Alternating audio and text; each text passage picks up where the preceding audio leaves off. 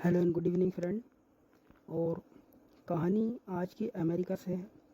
America में Carolina Indianapolis के एक शहर गैरी की ये कहानी है।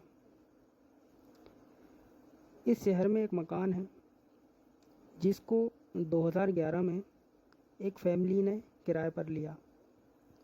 फैमिली में माँ थी कैंपबेल और उनकी बेटी थी लाटोया ओमन्स, और उस बेटी के 3 बच्चे थे।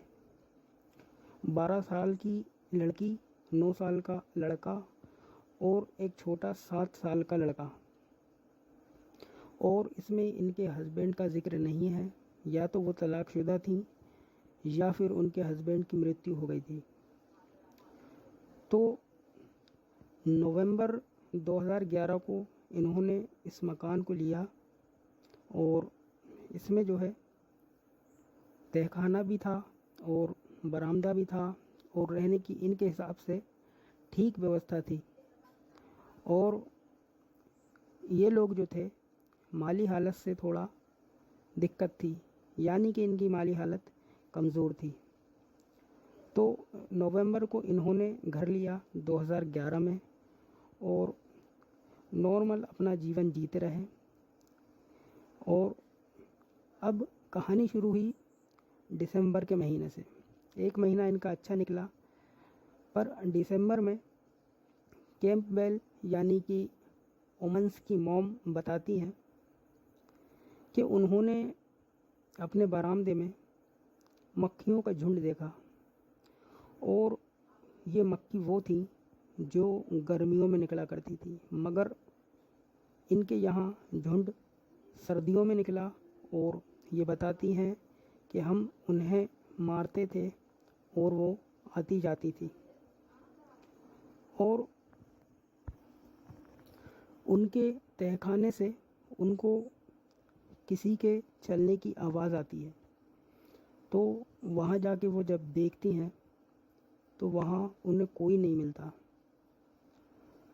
और उनके घर में रात में दरवाज़े की चरमराने की आवाज़ें आती और वो उठ के देखती तो किसी को नहीं पाती। ये शुरू में शुरुआत हुई, मगर उन्होंने इसको ज़्यादा नोटिस नहीं किया, इस पे ज़्यादा ध्यान नहीं दिया।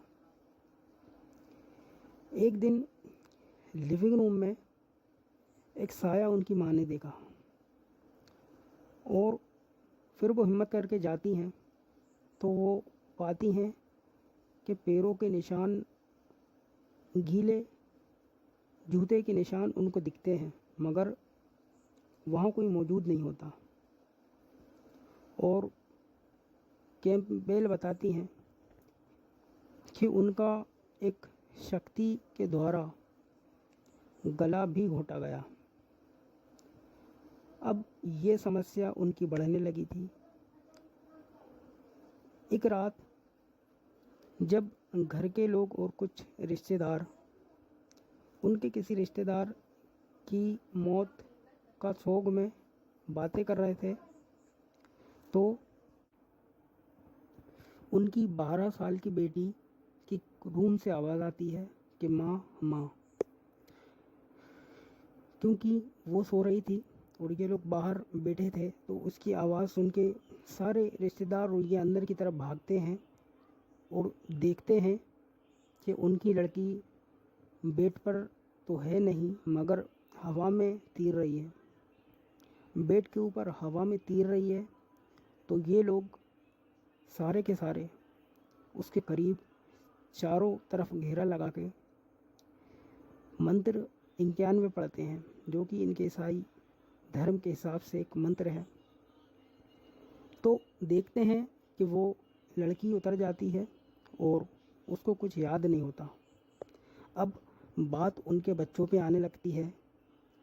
उनके 9 साल के बेटे को कमरे में किसी शक्ति द्वारा फेंक दिया जाता है। उनके 7 साल के छोटे बेटे के ऊपर वो शक्तियाँ हावी हो जाती हैं और वो अजीब हरकत करता है, वो गुर्राता है, उसकी आंखें पलट जाती हैं।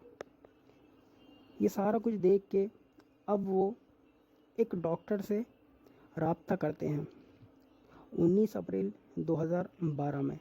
1 महीने ये सारा कुछ उनके साथ चला।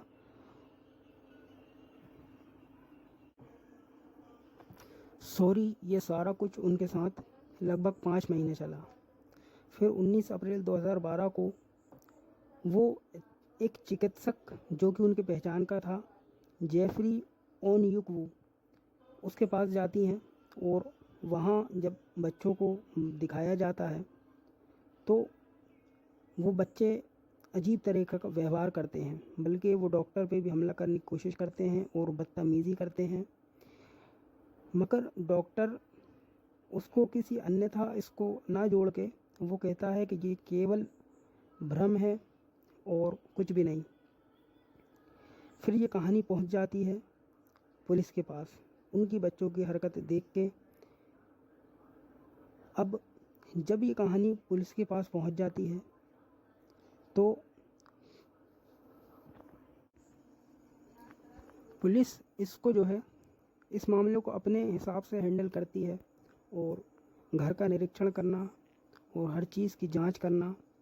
इसमें पुलिस के कप्तान चार्ल्स ऑस्टीन का मानना है कि घर में असाधारण गतिविधि है और इंडियानापोलिस स्टार के एक फ़ोटो में यहाँ एक आकृति भी दिखाई गई है। यानी उन्होंने फ़ोटो लिया और उसमें, जबकि घर खाली था, मगर अंदर किसी के होने का एहसास फ़ोटो में दिखा। इस चीज़ का स्टार ने दावा किया। और न्यूयॉर्क डेली न्यूज़ की एक कहानी के मुताबिक डीसीएस छोटे लड़के को उल्टा चलते देखा है, यानी कि हॉस्पिटल में दीवार पर उस लड़के को उल्टा चलते देखा गया है।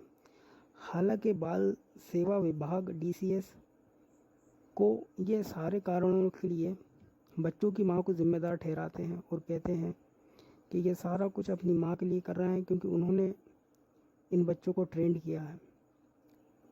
पुलिस का कहना था शुरू में उनको ऐसा ही लगा था, मगर जब उन्होंने पर्सनल तौर से इसकी जांच की तब ये सारी सच्चाई उनके सामने आई। तो ये सारा कुछ जब चल रहा था तो इसके बीच फादर माइकल मैजिनोट से संपर्क किया जाता है और भी फादरों से संपर्क किया जाता है, मगर जो मेन फादर हैं इनसे संपर्क किया जाता है लास्ट में। तो ये सारी गतिविधियों को देखते हैं। इनका भी यही मानना है कि ये घर प्रेत वादित है। तो ये 3 अनुष्ठान करते हैं, 2 अंग्रेज़ी में, 1 लैटिन में। तो ये उसके बाद से सारा मामला शांत हो जाता है। ओमन्स परिवार 2012 में इंडियानापोलिस चला जाता है और चिकित्सक जेफरी ओनयुक का संदेह कुछ नहीं था, क्योंकि उनको कुछ देखने को मिला नहीं, इसलिए वो अपनी रिपोर्ट में बरकरार रहते हैं कि सारा कुछ वहम था। मकान मालिक चार्ल्स रीड ने इसमें ये कहा है कि इनसे पहले के जो किराएदार थे उन्होंने कभी ऐसी शिकायत नहीं की, ना ही इनके बाद वालों ने। और मनोवैज्ञानिक इसको बताते हैं कि इसकी माँ की जो मान्यताएं थीं ये बच्चों पे उसी का असर था। तो इस घर के बारे में ये आता है कि 2014 में बगन्स ने $35,000 में इस घर को खरीद लिया था और इस पर एक डॉक्यूमेंट्री बनाई थी, डेमन्स हाउस, जो कि 16 मार्च 2016 को रिलीज़ हुई और जनवरी 2016 में इस घर को ध्वस्त कर दिया गया था। और इस कहानी के जो साक्षात्कार बने उनमें सबसे पहले है इंडियानापोलिस, और इस इंडियानापोलिस के स्टार ने इस पे 800 पन्नों की अपना रिकॉर्ड जो है इस केस में दिया है। और यहाँ लोकल पुलिस भी थी और डीसीएस यानी कि बाल सेवा केंद्र वहाँ उन लोगों ने इन सब चीज़ों का जो है सच्चाई नहीं माना। उनका यही कहना था कि ये इनकी माँ की गलती है। इसमें मनोवैज्ञानिक भी शामिल थे, उनका भी यही मानना था कि ये गलत है। परिवार के सदस्यों के दिए गए विवरण से यही समझ में आया कि ये घर प्रेत बाधित था और एक कैथोलिक पादरी जिसकी ये गवाही थी कि ये घर प्रेत बाधित था। तो ये थी कहानी फ्रेंड अमेरिका में टोयोटा ओमन्स की, जिस घर को प्रेत बाधित माना गया पुलिस के ज़रिए, चर्च के ज़रिए और रिश्तेदारों के ज़रिए। तो ठीक है फ्रेंड, आप बताएं कि आपको वीडियो कैसा लगा है और फिर मिलते हैं अपन नेक्स्ट वीडियो में। जो भी गलती हो आप बेझिझक कमेंट बॉक्स में बता सकते हैं ताकि हम उसको सुधारने की कोशिश करें। तो ठीक है फ्रेंड, फिर मिलते हैं अपन नेक्स्ट वीडियो में। तब तक के लिए गुड बाय।